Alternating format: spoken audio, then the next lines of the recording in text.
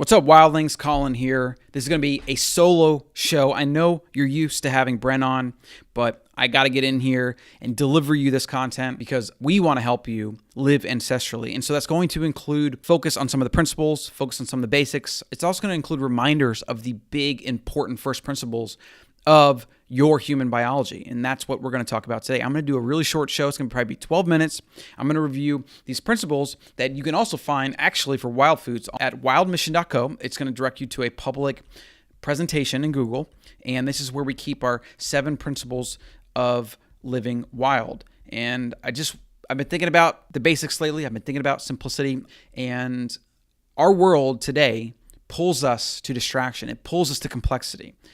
And really, where most of the results are at is in the simple, daily, big habits that you do or don't do. That's where you're going to get the 80-20, 90-10, 95-5% of your results. And so I felt the need to just get in here in between the amazing guests we have on and cover quickly, not in depth at all by any means, but quickly cover the principles of what makes a healthy human animal. The number one principle, and we probably talked about this in the first couple shows, we had a whole show on this, it is real food, capital R, capital F. So real food is the foundation of health, and it is based on eating raw, real, as close to nature as possible ingredients.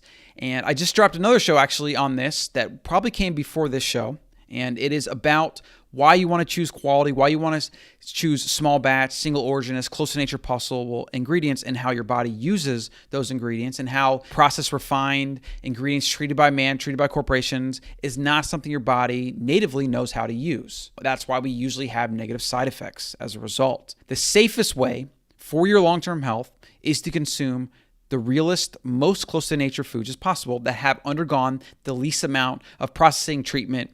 Highly refined, highly processed ingredients are not real food. Foods that have been mistreated such that quality has been compromised are not real foods. Foods that attack the human organism are not real foods. And this is where it gets a little gray because some people might try to argue that, well, if I make bread at home using really great flours, then it should be fine.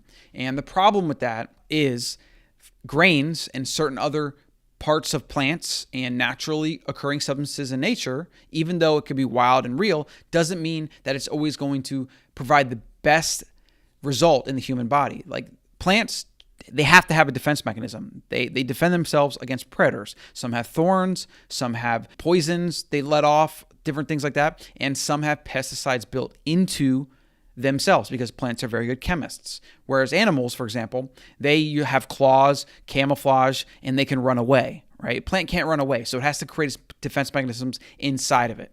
Okay, so that's why there are certain things like grains, even vegetables, and some vegetables to varying degrees will have natural pesticides, and for some people, they're going to affect them more than others. Now, I'm not going to go too deep down this rabbit hole. Listen to some of the carnivore episodes if you want to learn a little bit more about that. I still love vegetables. I still enjoy them. There are certain ones I stay away from that bother me, like raw spinach and raw kale, for example.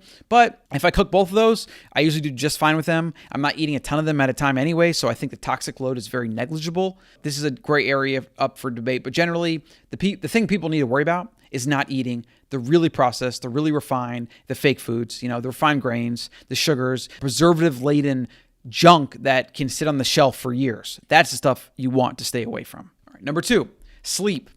Sleep 7 to 9 hours a night. Generally, you should try to go to sleep when it's dark out, and you should try to wake when the sun rises. I don't follow this at all. I'm a night owl. But I do a few things to make sure that I can reduce the effects of sleeping when the sun is up, like blacking out my room. We have blackout curtains. They are thumbtacked all over the wall. I mean, almost no light gets in. A little bit light gets in here and there. And if I could make it fully pitch black, I would. And then we also have 3 sound machines going. Check out the Marpac sound machine. It's amazing. And those help us prevent sounds from outside or from other people in the house waking us up. It just helps us sleep better, even though me, for example, I go to bed late, typically around 2 to 4 a.m., just depending on my workload. And I wake up between 10 a.m. and 12 noon. And that's what I've been doing for years. It started back when I was in high school and playing video games a lot, and then it led into poker playing. It led into late nights, and I just tend to be motivated at night and get stuff done. I just like the idea that I'm up and everyone else is sleeping, I'm getting stuff done. Whereas in the morning, I don't feel that motivated early in the morning. Some people are early bird gets the worm type of people. I'm more of a night owl, and that's just the way it is. So I try to find ways to mitigate that because it isn't actually the healthiest way to do it. And again, these are things that you should be aware of. And if you want to make tweaks and changes in your life, do that, but still understand what you're doing. Like, I'm under no impression that it's better off to sleep the way I'm sleeping. And I probably will eventually get onto like a 8 a.m. wake schedule or whatever, even though that sounds terrible. But I probably will eventually move to that. And I'm still at least aware of my sleep. I make it a priority. I also give myself, and this is something most people don't do, I give myself the opportunity to sleep as long as my body needs every single day. So I basically sleep, and then if I wake up in the morning and I'm still tired, I go back to sleep. And I don't check the time. I don't worry about anything. I don't schedule early meetings, nothing. I give myself the maximum amount of time to sleep every single day so that my body's fully rested. So that's another benefit that I have that a lot of people don't do, even if they happen to be waking up early. Number 3, movement. I could pretty much end here because movement, sleep, and food, if you get those down, you will build the body of your dreams. If you have fat to lose, you'll lose it all. If you want to get ripped, you'll get ripped. You want to live a long time, you're going to live a long time. These are the things, okay? Now, movement, there's a lot of things here. I'm not just talking about going to the gym 3 times a week, although that's ideal, right? Go lift heavy things every so often. I'm talking about walking and moving as much as possible. Humans, our ancestors, moved all the time. We did not sit in chairs all day. We did not sit in front of a TV or lounge on a couch all day. We would move in search of food. We would hunt. Sometimes we would run. Sometimes we would play. But we generally wouldn't be sitting around in a stationary position aside from maybe at night we're sitting around the campfire or we're lounging around or whatever and we're socializing. Sure, we would do that, but it's reversed. Now we do most of our movement. We don't do most of our movement, right? We actually are stationary most of the time and we move only a little bit at a time. So you have to find ways in your daily life to move as much as possible. What that means is take the stairs, not the elevator. Park at the end of the parking lot and walk more. Take a walk midday. If you're working, go outside and walk around the building a couple times. Okay, that's my new thing. Now the sun is out, it's nice. I'm going out and getting my vitamin D and it breaks up my work routine. It's perfect. I love it. Also, try to find a sport or a hobby that you enjoy that includes movement. Paddleboarding, canoeing, kayaking, volleyball, throwing the frisbee, running around with your dogs outside, going to the park. These are all things that are going to help you, and they really do add up to increase the amount of movement you get and the amount of fitness you're going to develop as a result. Principle number 4. This kind of coincides with nature or with movement. Number 4 is nature. Going outside, being in nature, going on a hike, walking around, walking barefoot, getting sunlight. These are all things that our human body needs, our biology needs. These help signal the genes to turn on that need to be turned on. And when we sit in artificial environments all day, in front of artificial screens with artificial light, it causes disrepair in our mitochondria. It causes issues at the genetic level. It causes certain genes to turn on and certain genes to turn off. Probably ones you don't want to turn on and probably ones you want to keep on, right? So walk barefoot, go outside, meditate, read outside, lounge on the beach, anything you can do to get outside, get in nature as much as possible. Principle number 5. Now this is going to be one that might surprise people. It's intermittent fasting.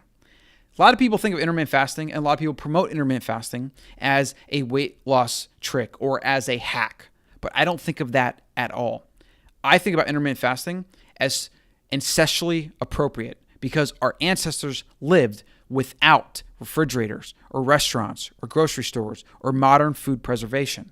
So what they did when they didn't have access to food is they didn't eat anything. They weren't walking around snacking. They weren't satisfying every hunger urge by going to the gas station, getting some junk food, or going to a restaurant. Even going to a fridge they couldn't do.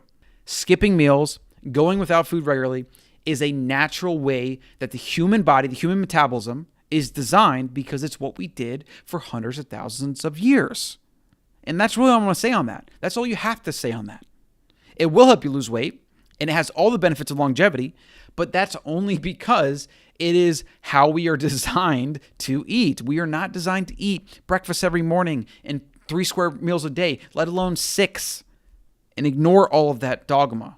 All that dogma is from food companies and supplement companies trying to sell you products that you probably don't need or you shouldn't consume as much. Principle number 6. This is a big one that's often overlooked. Social. Be social. You need to spend time with friends and family. Humans are social creatures. We evolved in small bands of hunter-gatherers. The better we could work together in the wild, the better we had at surviving and raising offspring. This is the evolutionary niche that humans carved out. It's why we moved to the top of the food chain. And there's a lot of research done that suggests that the brains of humans evolved so big because it was needed to manage the complex relationships and the different connections you have of understanding relationships and managing your own relationships. And that's why you have like famous numbers like Dunbar's number, where it suggests that 150 people is about the max that the human brain can handle, to where people start not really remembering people and they can't understand the different relationships between people and things like that. And some businesses actually organize their business units based on this number. A lot of crazy stuff. So you have to be social. And our modern world, surprisingly, even with social media, it helps us feel like we're being social when we're not. And that means getting off social media, commenting with someone, interacting with them through a screen is not the same as being with them in person and engaging with them. And what's even worse about a lot of this technology and how it's infiltrated our relationships is even when we are with people, maybe we go out to dinner and we have our technology on and it distracts us. Or maybe we're literally on our phone when we should be socializing. We should have those times of awkward silence. We should have those times where there is silence and it's not awkward. We should have those times where we think and we listen deeply. This is all part of being a well-balanced, well-adjusted human with well-balanced and well-adjusted relationships. Some ideas for this: have game night, do meetups, have an accountability partner that you meet with every week and just you check up, you help each other, etc. And then most important of all, turn your phone off and be present when you're with other humans. I got 2 bonus principles here. I'm going to cover them real quick, and that's going to be it for today's show. These are just some of the fundamentals that I want you guys to remember and to think about on a daily basis, because these things are where your results are going to come from. If you focus on these few things on this list, and especially the top 3, food, sleep, and movement, you will get the baseline for having the fit, healthy, naturally lean, awesome human Homo sapiens body, which we are all designed to have. We all are. But our environment and the things we do, especially the foods we eat, the lack of sleep we get or the poor quality sleep, and the movement we aren't moving, these are all things that cause the human body to devolve in our modern world. Focus on the basics. And what I can tell you from doing these things, and even though I'm not recommending this, I'm telling you that when you get these things down, if you have a cheat meal here and there, if you don't stick to your plan and you miss a couple days in the gym, you get away with it much more than somebody who doesn't have the basics down and has too much weight on them and has hormonal disrepair. I highly, highly, highly, highly recommend focusing on these primary first principles of human biology. It will change your life. It will change your family's life. And it is literally the fountain of youth, the secret to long-term health and well-being. It also makes you better at everything. I mean, you think better, you're better at work, you perform better, you're stronger. It literally is the foundation of being a better freaking human. It just is. And so 2 bonus principles real quick before I let you go. Self-awareness. The more you can know yourself, the better your life will be in every way. Spend time to understand why you do the things you do, why you think the things you think, and why you want the things you want. And surprisingly, most people don't do this, and it's really sad. This should be a class in every year of education your entire life. Kindergarten, first grade, second grade, middle school, high school, junior, senior, whatever. There should always be a self-awareness class, and there should be exercises, and people should have to ask you hard questions, and you should be able to ask yourself hard questions. Read philosophy. That's one of my favorite ways to expanding self-awareness and becoming aware of the mistakes that you make, things that people have thought about for thousands of years, that have been doing for thousands of years. You are not that unique in the things you struggle with. Humans and most of the ideas that apply to us are universal. So learn from other people that have already gone through these things. And finally, consider seeing a therapist. If you really struggle with things, get help. Go to a support group. Talk to a therapist. There's nothing wrong with this. We all could benefit from this. Last bonus principle, action bias. Happy and productive people share common traits. The most important is a bias for action.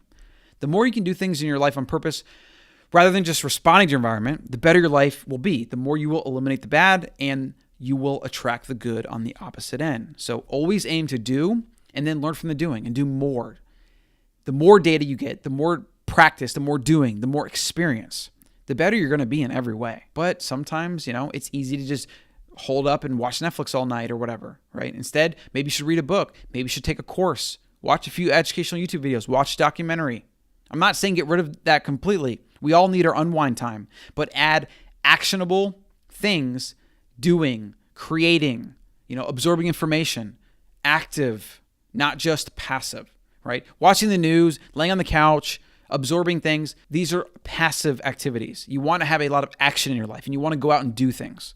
All right, guys, make sure you like and subscribe. If you have any questions or comments, shoot us an email, ancestralmind@gmail.com. You can also reach us at info@wildfoods.co. And for all your real food, superfood ingredients based on real food principles of sourcing, go to wildfoods.co and use code WILDCEO for 12% off your entire order. Do something with this information. I'm rooting for you.